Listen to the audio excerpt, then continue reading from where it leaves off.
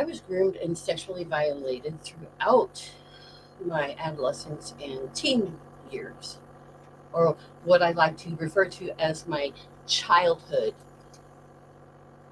If you're not 18, you're still a child and you're not responsible for anything that you were a part of, whether you fought back or not. Grooming is insidious. And what we're talking about this week, the specific focus in the workshop, the Survive in Spades workshop that you are at, if you didn't know that, SPADES is an acronym for the things that I and other survivors who have wonderful lives do every day to keep it that way, and how we got there. And asking for what you want involves backing up to understand why you don't. Let's back up even further. That you don't. Why you don't. What the repercussions of that are, not just to you, but to the people you profess to love, and what to do about it. Right? So yesterday, please refer to yesterday. It's on YouTube under live. Everything's on YouTube under live. I have not had time to process them properly. We're going to podcast, though, next week. So by next week, you can go under the video sections. But right now, all the playlists and the live section have the workshops we've been doing. And yesterday was the part 1 of Ask for What You Want, the A in Spades. To refresh. S, the shame is not yours. You have to start there, not just every day, but in every conversation with yourself, in every triggering moment. Every time you're deciding whether or not to jump down the rabbit hole of crazy or not, you start with, this shame is not yours. Because you have to understand the difference between shame versus guilt. So quick recap. A person without cPTSD or complex post-traumatic stress disorder caused by repeated feelings of not being safe and not having any escape for a elongated time in childhood. And there's all kinds of ways to have cPTSD. Everything from loving parents, but you're bound in a war zone or poverty, or you've traumatically lost people close to you, or, there's a lot of ways. But what we are doing here specifically is taking everything said by those I revere, like Anna Runkle, the Crappychildhoodfairy. You should watch everything she does. She's in my hashtags, not because I'm trying to steal her audience, but because I'm trying to send you to her.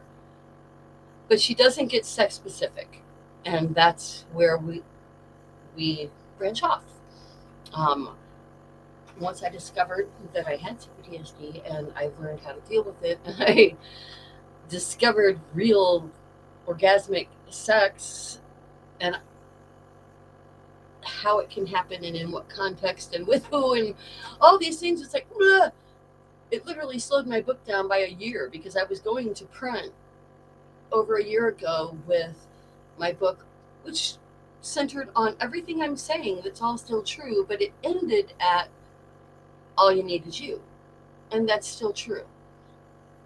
But the universe provided at just the right moment, and having found true chemical love that sprung out of a mental connection, because you should never jump into the chemical, and we're going to talk all about that.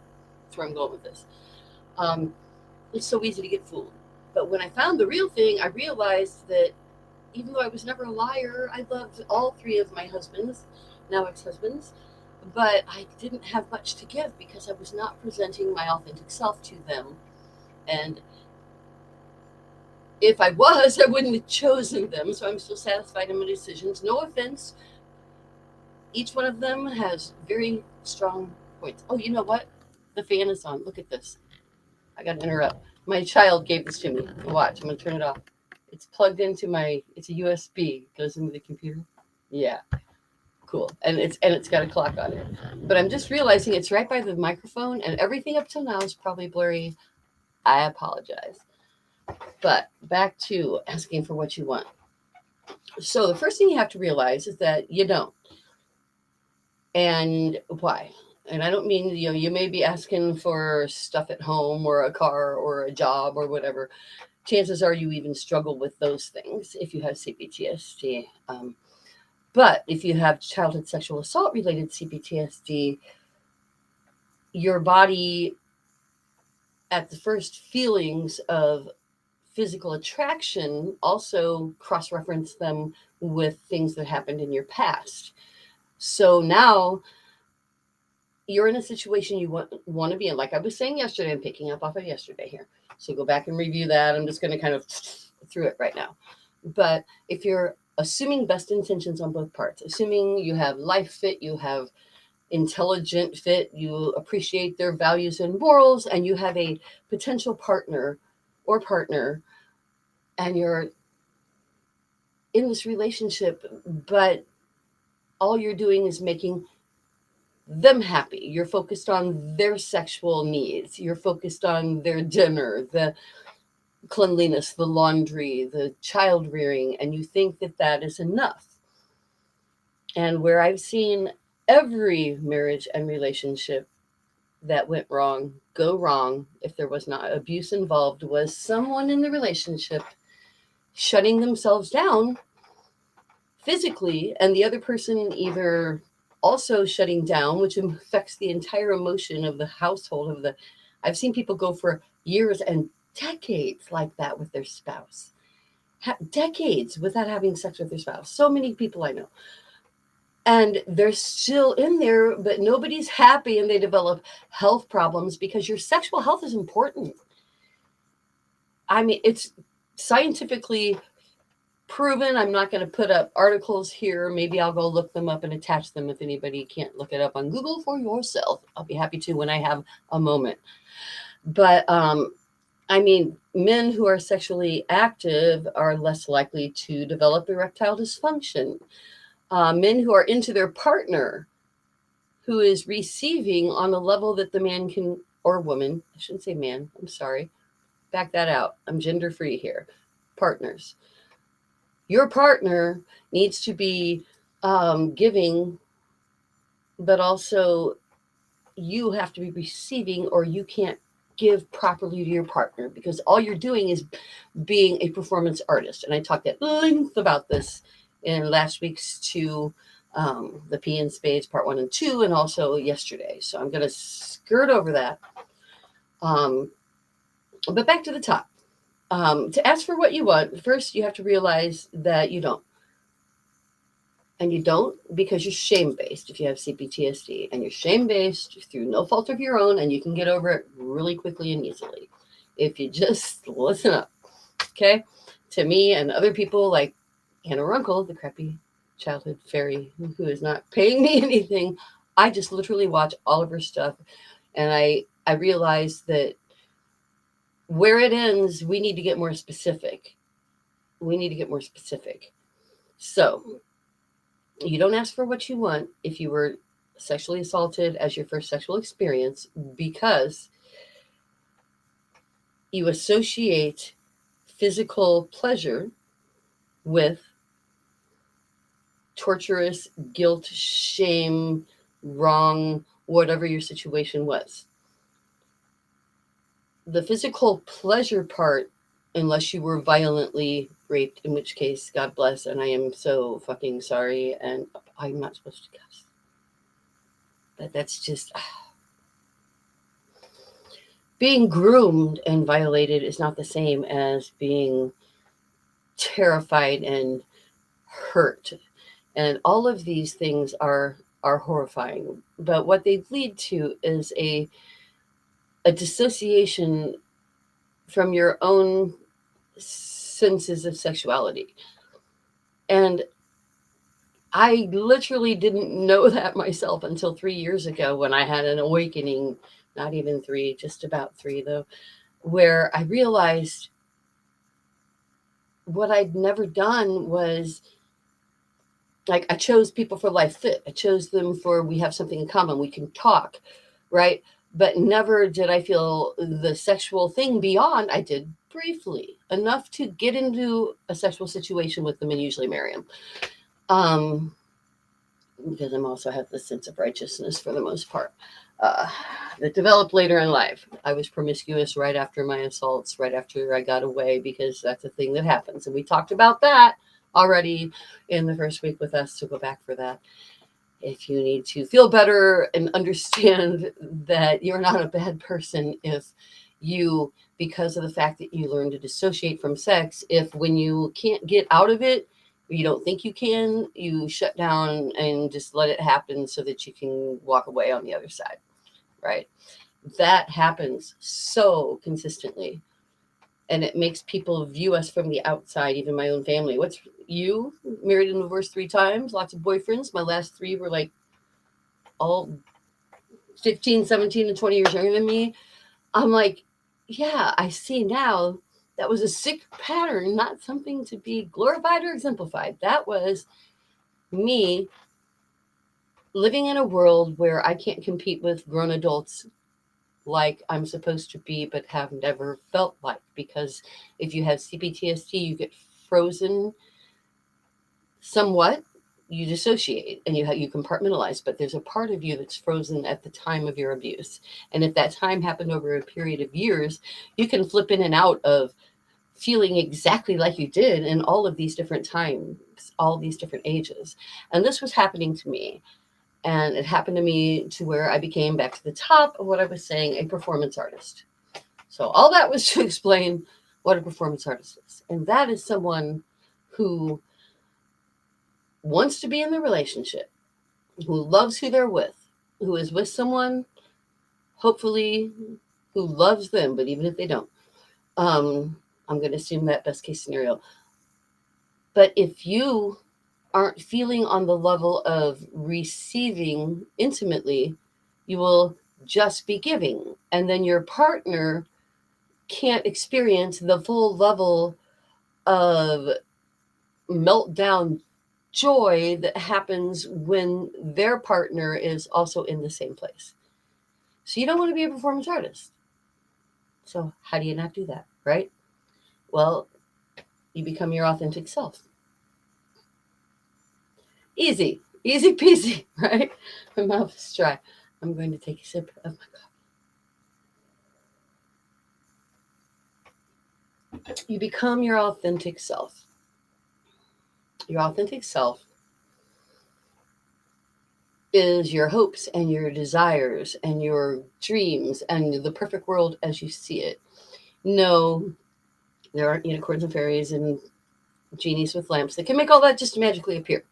But what you can do, and what led me to the point that I could overcome having sensation robbed from me, having the experience of being sexualized to the point that having feelings that were sexual, I immediately associated with bad. And so now I'm in a situation I want to be in, you want to be in, with somebody, buddies, I'm not judging here, that's real from both angles. And you start doing this thing, and you go to the end, you go through. But you, because you're not engaging, like I was just talking about, because you're not receiving, because you're only giving at this point, and also because as a childhood sexual assault former victim, we are survivors now. Some people like to go beyond surviving and saying surviving is not good enough, but I'm sorry. My experience is that I'm going to survive every day, and it's wonderful and joyous, don't get me wrong, but there's not going to come a time that I don't think about this stuff. And I can't find a better word yet except for surviving. That being said, the woman with Beyond Surviving, I can't remember her name, also good information. So asking for what you want involves realizing that you want. It involves wanting. It involves letting yourself want. And to do that, you need to reprocess your childhood experience of violation. You need to reprocess it, and you need to take the jumbled up memories we were talking about yesterday and last week at length that are hanging out in the amygdala because they do not want to get to the hippocampus. They do not want to be in a spot where you can read them, because that's, this is the fight or flight. This is the fear. This is where the very real and accurate, but jumbled up in such a way that you can't really think about it without your mind exploding. That's because you didn't cognitively process it. And that's where I discovered neuro-linguistic programming. And I literally have spent the last 3 years becoming one. I'm happy to say I am now a neuro-linguistic programmer, practitioner, rather. Practicing program. You know what I'm saying. And what that is, it is a series of just the obvious, everything I talk about already. That's where I'm going with this. I realized I was talking to my own therapist about what's wrong with dissociation as long as I use it for good, not evil. And that ended up being a chapter in the book and part of the program, and shared with colleagues and professors asking me to use it for required reading, and a agreement with Bradley Group, the largest publisher of self-help books, that they want to publish me. Look for the GoFundMe because it still costs money. It's a pay-to-play thing. But it's a great honor to be accepted amongst the Rich Dad, Poor Dad, Kellyanne's bone broth diet, the Chicken Soup for the Soul, Jack Canfield. These people, they're publishing my book. And I am going to help you change the way you look at things. I'm going to help you change the language of society. So asking for what you want from the boardroom to the bedroom. I'm going to cross this over now into language of society we always come to, because the language of society needs to change. It's why we're in this position we're in. It's why little girls and boys are sexualized. It's why we're commoditized and sold and bought, and why we refer to our virginity as something that can be bought and sold and taken and given and held, and cherished. It's like whether a dick went in your body or not doesn't change who you are. You have a body, you are not your body. But society is telling you you are your body. You are what you look like. You are who went in and out of your body. If you were victimized, I mean, for me, my own family, the uninvolved sibling is like, I don't want anything to do with you anymore. I'm like, how about respect? How about righteous? How about way to try to shape the future? How about, wow, I didn't realize you had cPTSD. And to which I would say, wow, neither did I. That's why I'm doing this, because it's life-changing. It's life-changing to get a grip. So I'm jumping ahead here. I can't help myself. The final S in spades is spirit. And it works right back around to shame, because spirit, you obviously immediately think of religious institutions. And I'm here to say I'm not going to talk about spirit in a religious sense, but I'm not going to scare off the religious with the way I talk about it either. I hope, at least. That's the goal. That is my intention. Spirit, where it comes into asking for what you want, also applies. I'm going to cough. It is full. Allergy ridden. Okay. Spirit is about recognizing that what lies inside of you, and this is how it all ties into asking with what you want, why we have to talk about it, spirit in ask, because recognizing what you want, and what you desire, and what your ethics are, what your morals are, what you really believe, not just what someone tells you to, but what you should believe, that will inspire you to look at yourself differently. And I highly recommend several things, but especially neuro-linguistic programming, which is why I decided to do it myself and become an NLP. It is essentially, the way I look at it, this is my definition. I at first was like, I heard the controversy. Oh, an NLP, it's based on old understandings of the brain's, like, or it didn't take into account new neuroscientific understanding of the brain development. But the thing is, it predicted it. And if you look at the principles of NLP, they 100% align with all of the new, not so new, just little distributed, part of the reason we're here. I say we. Sweet Survivor is a we now. I'm so excited about that.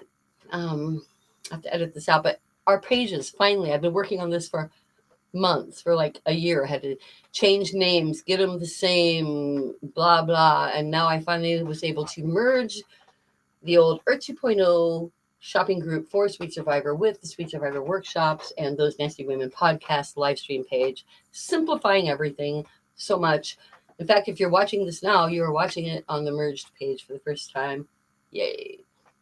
So back to spirit, asking for what you want. Part of it is asking if you're going to stay with your religion, which is, I've got no qualms. You do you. You take the love and the goodness and the kindness and all of that that's within your religion, and you apply that.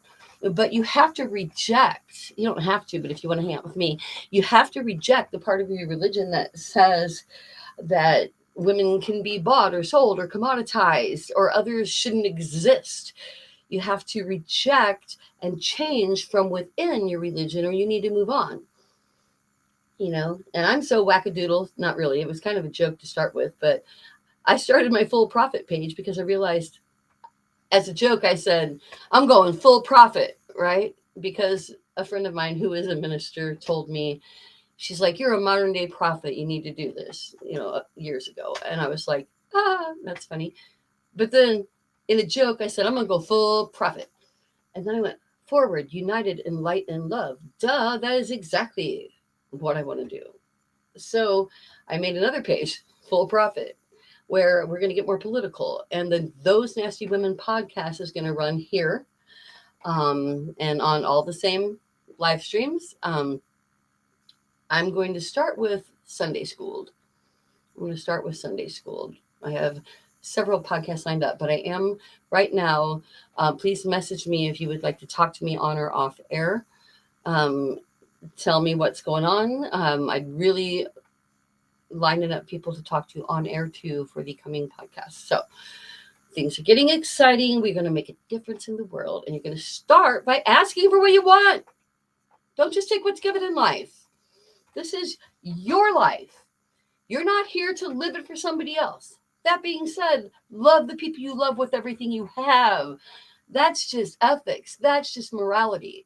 But giving up your own sexual pleasure or taking it away from somebody else, having a partner that you then remove yourself from, this is for partners here too. And I know, so I am the mother of 3 sons, and I know so many men because I'm a musician and I mostly hang out with men. And I'm like, Jesus Christ, if you remove yourself sexually, then you remove yourself emotionally. And that's not just about men. That's about whoever you are, whatever genders you are. And whatever sex means to you, I'm not saying you have to be, a porn king or queen. I'm just saying, if you remove yourself from the physical bond with your partner, then the emotional stuff slips and it all turns into a construct and nobody's happy. And that is no way to live your life, even if you do. I don't recommend it. So yesterday I talked about the sex, love, and intimacy loop. Not loop. Paradox, we'll call it. I even got whiteboards, but YouTube hasn't let me out of jail. I have 48 subscribers, pretty new to this YouTube thing, except for using it as a library. So I have to have 50 subscribers before they'll let me go vertical on Yell, like on TikTok. Quality's way better on TikTok, just saying. But let's see. And it's going to be backwards. That's the really fun part that I haven't figured out how to overcome yet. I'm like, what? All right, let me back up. What? Let me back up. All right, let's see if there's any chance of getting any of this in. Oh, I've got TikTok telling me low battery. I don't even know if it's been running, so we'll go back in. Okay. Might have to reload it. In any case, okay. Here's what I'm going to call sex. Let's see, you think I can write backwards? Okay, if that's forwards, that's backwards. Oh my God. I'm pretty proud of that. Okay, because the camera reverses it or it shows it like it is and you get it backwards, and I'm not, in real, I can't go reverse this right now. So, sex, love. I'm going to have to work on this skill. I think I might be pretty good at this writing backwards thing. And, oh no, this is a hard one. Intimacy. That's easy. I, same, forward, macy. O-A. C, backwards, C, Y is pretty, there you go, intimacy.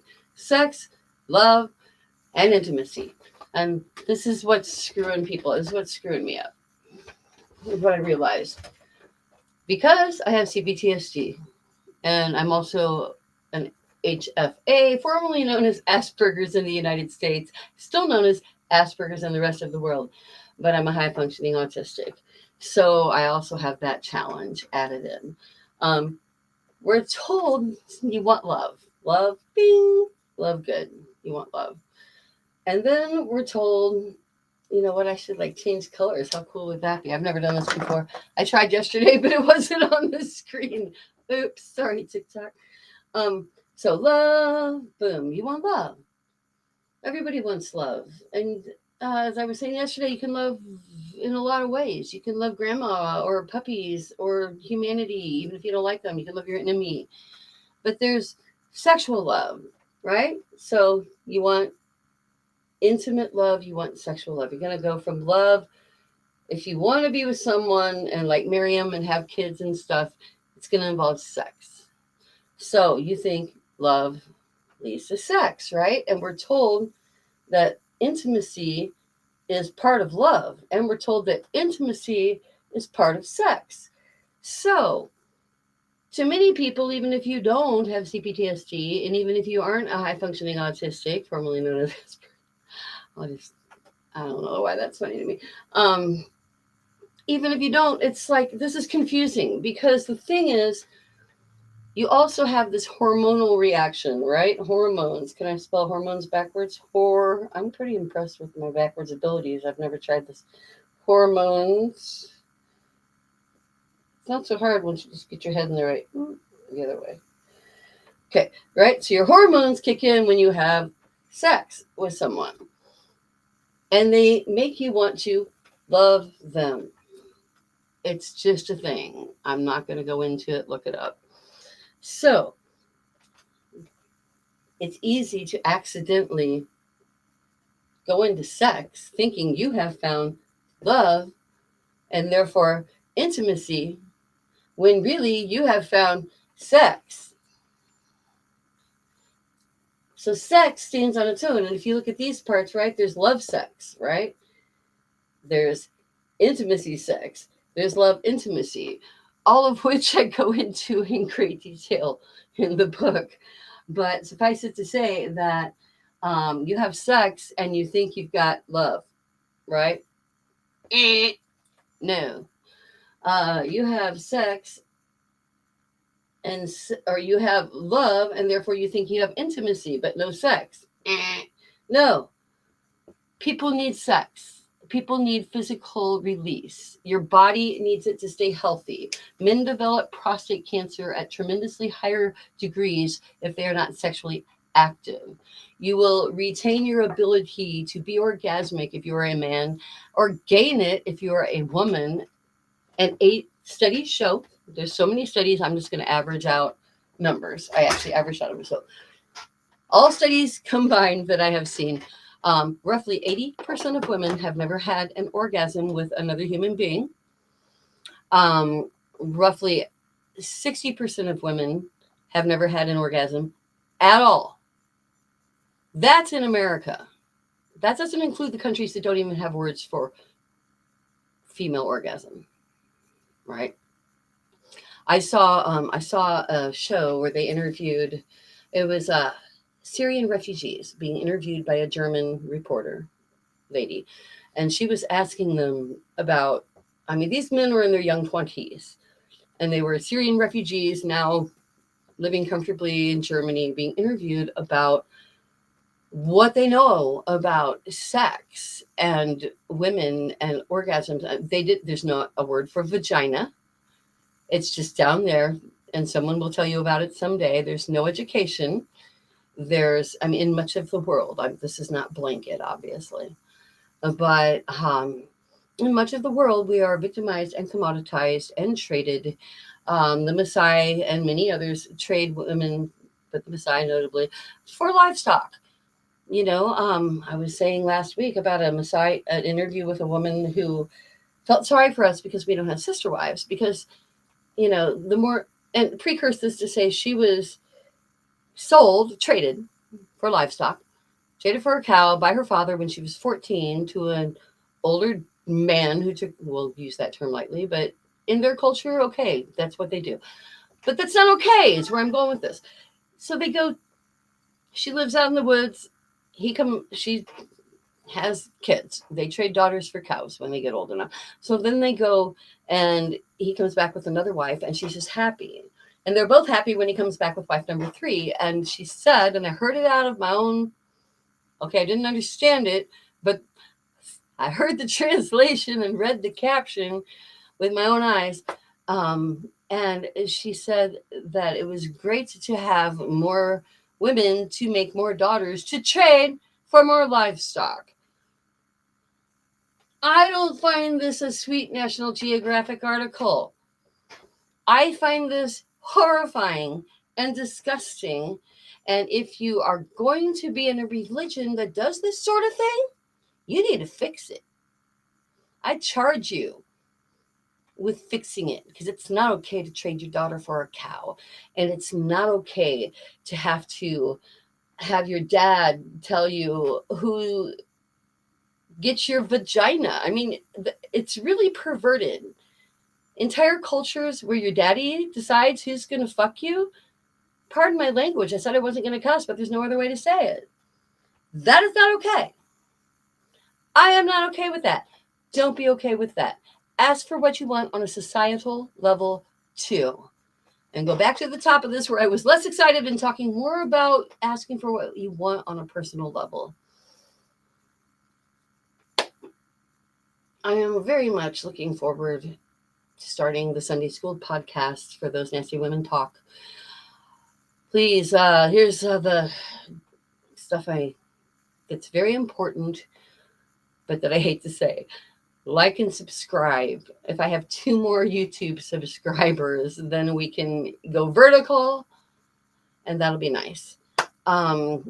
Look up my article on neurolinguistic programming and read it. That is what I'm doing. But if you don't come to me, you can work on these ideas yourself. EMDR, neuro-linguistic programming, cognitive trauma-focused cognitive behavioral therapy. These are all things we're going to talk about next week on Don't Wait to Feel Okay to Be Okay. And obviously, why didn't you go dissociation D week? Why? Because separating the past from the present, which involves dissociation, needed to be after shame for the sake of these are the way your mind runs down it. So if you are into this, if it's helping you, please go back on YouTube. I haven't finished getting them all onto the video section, so go to the live or the current section, and it'll have everything in order from intro, SSPP, A, now A. Next week, I'll see you for Don't Wait to Feel Okay to Be Okay. And as always, you don't have to have sex this weekend just because someone else wants you to.